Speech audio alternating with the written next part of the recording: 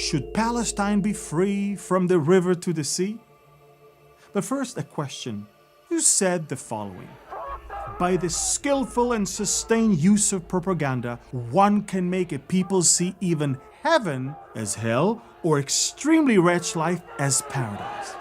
Propaganda is a crucial aspect in the Palestinian issue. Many people believe that there is a long history of Arab people in the land of Israel who identify as Palestinians. In reality, it is far from being the case. A surge in Arab migration coincided with the return of Jews to their homeland. The economic development led by the Jewish return attracted Arabs from neighboring regions seeking their portion of the new bounty. It was later, after the State of Israel was formed, that the talk of a national Palestinian identity began. But isn't it time to heal the rift between Jews and Palestinians, one might ask? Why not simply form a Palestinian state next to the Israeli state? Well, that exact idea was on the table numerous times, and each time the Palestinians rejected a two-state solution. Because in reality, the Palestinian agenda was never about a peaceful coexistence of two states, but their state of Palestine instead of the state of Israel. Total erasure of Israel off the map. This attitude can even be found in the Bible. When Nehemiah returned to Jerusalem to build the city and the temple, he faced ridicule from the people in the region. But when Sanballat the Horonite, the Tobiah the Ammonite servant, and Geshem the Arab heard of it, they jeered at us and despised us and said, "What is this thing that you are doing? Are you rebelling against the king?" Then I replied to them, "The God of heaven will make us prosper, and we, his servants, will arise and build. But you have no portion or right or claim in Jerusalem." Makes sense. Those who have no historic connection or mandate over the land cannot recognize those who legitimately do. So how did the big lie of Palestinian nationhood gain so much traction? Let's go back to the identity of the one who uttered our earlier quote. Does the name Adolf Hitler sound familiar? Propaganda and lies can actually reshape reality for masses of people. As we look around our world, we're left wondering whether in our postmodern society there's still a place for truth.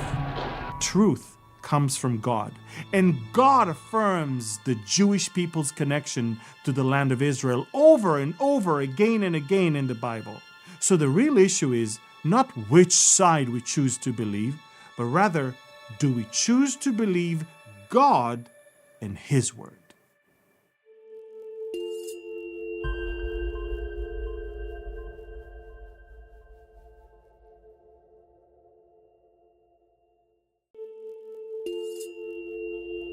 With so much conversation about the Palestinians, maybe it's wise to start with a simple question. Who are the Palestinians? Many people mistakenly believe that the Palestinians are related to the biblical Philistines. But historians and archaeologists tell us that those were people of Aegean origin, not an Arab people group, who also vanished after the Babylonian conquest and were never mentioned again.